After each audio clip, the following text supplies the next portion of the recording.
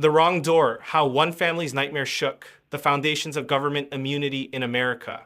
Imagine you are fast asleep at home. The world outside is silent, and your family rests peacefully. Suddenly, without warning, the sound of splintering wood tears through the night. Your front door explodes inward. Bright flashes of light blind you. Explosions echo inside your house. Armed men in black rush in, shouting commands, dragging you to the ground, forcing you into handcuffs. You hear your wife screaming and see your child crying in terror as strangers point rifles at them. Then, within moments, everything stops. The officers realize they made a mistake. They attacked the wrong home. And when you try to seek justice, the government calmly tells you that you have no right to sue, that they cannot be held responsible for what they did to your family. This horrifying story is not a movie plot or a scene from a dystopian novel. It is the true experience of a family in suburban Atlanta, Georgia, and it led to one of the most important Supreme Court rulings in recent years, Martin v. United States. The case exposes a dark truth about how government power can sometimes operate without accountability, and how ordinary citizens must fight, often for years, to demand justice from the very institutions that are supposed to protect them. In 2017, an FBI agent named Lawrence Guerrera led a pre-dawn raid on a house believed to be the hiding place of dangerous gang members. The mission was supposed to be precise and coordinated. The target address was clearly listed in the operations documents, but Guerrera decided to use his own personal GPS device instead of the official system. That small act of convenience turned into a catastrophic mistake. The coordinates led his team to a completely different home, the home of Katrina Martin, her boyfriend, and her 7-year-old son. Without hesitation, the agents broke down the door, threw flashbang grenades, and stormed inside. They handcuffed the man, dragged Katrina out of bed, and pointed guns at her half-dressed body while her child cried in fear. Only after they began searching the house did one of the agents notice an envelope on the table with a different address. That was when they realized the unthinkable had happened. They had invaded the wrong home. The emotional damage was immediate and profound. The family's sense of safety was destroyed. The memory of that morning would follow them for years. But what came next was almost more shocking than the raid itself. When the family decided to sue the government for its mistake, the federal authorities responded that they could not be held liable. They argued that the FBI and its agents were protected under the law from being sued for such actions. This argument was based on a complex legal doctrine called the Federal Tort Claims Act, or FTCA. The FTCA is a law that, in theory, allows citizens to sue the federal government when government employees commit wrongful acts while performing their official duties. However, the FTCA comes with long lists of exceptions, situations where the government is immune from lawsuits. Two of these exceptions became central to the Martin case. The first is the intentional tort exception, which protects the government from being sued for deliberate actions like assault, battery, false arrest, or malicious prosecution. The second is the discretionary function exception, which shields officials from liability when their actions involve judgment or decision-making. Essentially, if an official makes a decision that can be described as discretionary, even if it leads to disaster, the government often cannot be sued. The FBI argued that the use of a personal GPS fell under this discretionary protection. They claimed that Agent Guerrera made a judgment call in choosing his navigation method, and that therefore, the entire raid was protected from legal consequences. To the average citizen, this might sound absurd. How could a mistake so reckless, storming the wrong home, be excused as a matter of discretion? Yet, in the complex world of American law, such technicalities have allowed countless cases of government overreach to go unpunished. The family's lawsuit was first heard in a federal district court in Georgia. The court sided with the government, agreeing that the FBI was immune from responsibility. The family appealed to the 11th Circuit Court of Appeals, hoping for a different outcome. But the appellate judges also ruled in favor of the government, repeating the same reasoning that the FTCA exceptions shielded the FBI. At this point, most people would have given up. After all, Few citizens have the strength, money, or patience to fight the US government in court. But Katrina Martin and her family refused to accept defeat. They took their case all the way to the highest court in the nation, the Supreme Court of the United States. When the Supreme Court agreed to hear the case, legal experts across the country took notice.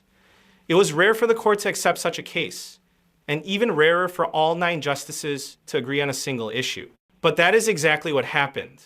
In a stunning 9-0 unanimous ruling, the Supreme Court sided with the Martin family. Justice Neil Gorsuch, writing for the court, declared that the lower courts had misunderstood the law. The court clarified that the so-called law enforcement proviso of the FTCA modifies only the intentional tort exception. It does not erase all other exceptions or create total immunity for law enforcement actions. In simple terms, this means that federal agents cannot automatically hide behind discretion to escape accountability when they violate citizens' rights. The decision did not immediately grant the family financial compensation or final victory, but it reopened the door for justice. The Supreme Court vacated or nullified the 11th Circuit's ruling and sent the case back for reconsideration. The Department of Justice was ordered to file a supplemental brief explaining how the Supreme Court's decision would affect the case moving forward. Although the DOJ requested an extension due to a government shutdown, it is now required to respond before November 21. The case continues, but for the first time, the Martins stand on equal legal ground with the government that wronged them. The implications of this ruling go far beyond one family in Georgia.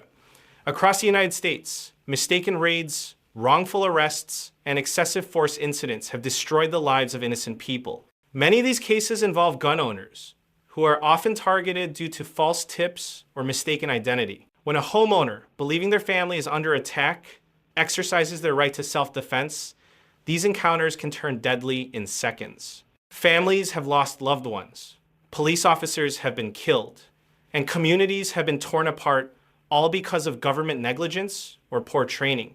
Yet in many of these situations, victims find it almost impossible to sue the agencies responsible. The Martin ruling challenges that imbalance of power. It represents a small but critical victory for accountability. For too long, government agencies have operated with an attitude of invincibility. If a private citizen kicked down the wrong door, pointed a gun at a child, and terrorized a family, they would be arrested and charged immediately. But when federal agents do the same, they often walk away untouched. The Supreme Court's unanimous decision sends a clear message. The government is not above the law. Federal power must come with responsibility, and justice must apply equally to all. This case also highlights a deeper philosophical question that lies at the heart of democracy. What does it mean to have freedom if the government can act without consequence? The founding fathers of the United States designed a system based on checks and balances where no branch of power could dominate another.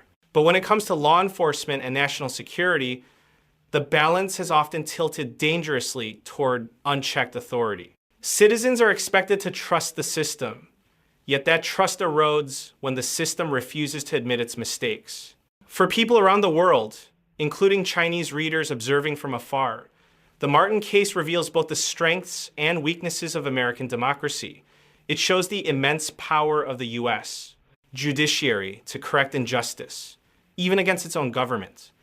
But it also exposes how fragile individual rights can become when bureaucratic immunity overshadows accountability. The lesson is not limited to America. It is universal. Every nation faces the tension between security and liberty, between protecting citizens and respecting them. The question is how far a government should be allowed to go before it must answer for its action. The emotional impact of such government overreach cannot be overstated. For Katrina Martin and her family, the trauma of that night will never truly fade. Every sudden noise may remind them of that violent invasion. Every flash of light may trigger memories of chaos and fear. Beyond the physical damage to their home, the psychological scars remain a lasting reminder that those who are supposed to protect can also destroy. Yet, from this darkness comes a sliver of hope. The Supreme Court's decision represents a step toward restoring balance. It empowers ordinary citizens to demand justice Even when facing the most powerful institution in the country, it signals to law enforcement agencies that they must act carefully, that discretion does not mean impunity, and that mistakes, when made, must be acknowledged and corrected. Still, more must be done. Legal scholars suggest several solutions to prevent such tragedies from repeating. First, law enforcement agencies should implement stricter protocols for verifying addresses and intelligence before raids. Technology should never replace double-checking human judgment. Second, officers must receive better training on accountability and civil rights, understanding that their badges do not grant unlimited authority. Third, Congress should review and clarify the exceptions within the FTCA, ensuring that they cannot be twisted into shields for government negligence. Lastly, public awareness is essential. The more citizens understand their rights and the limits of government power, the harder it becomes for institutions to abuse those powers in silence. The Martin case is a story of tragedy, courage, and slow justice. It began with a door being broken and a family being shattered, but it may end with a legal precedent that protects thousands of others. It reminds us that freedom is not something granted once and kept forever. It must be defended constantly, sometimes even against the very hands that claim to safeguard it. When the Supreme Court ruled 9-0 in favor of the Martins, it sent a powerful signal, not just across the United States, but to the entire world. Accountability is not optional. The government must answer for its actions, even when those actions come wrapped in the authority of law enforcement. This ruling may not erase the trauma of that night, but it restores a piece of faith in justice. It proves that even when power tries to hide behind legal walls, truth and persistence can break through. The story of Martin v. United States will continue to unfold in the courts.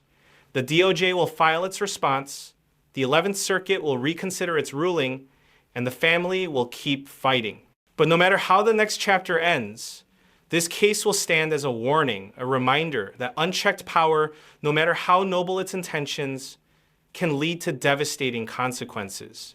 It shows that vigilance, transparency, and courage are the true guardians of a free society.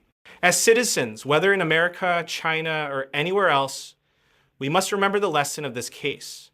Power must always be watched. Authority must always be questioned. Justice must always remain within reach of the ordinary person. Because once fear replaces accountability, freedom becomes an illusion.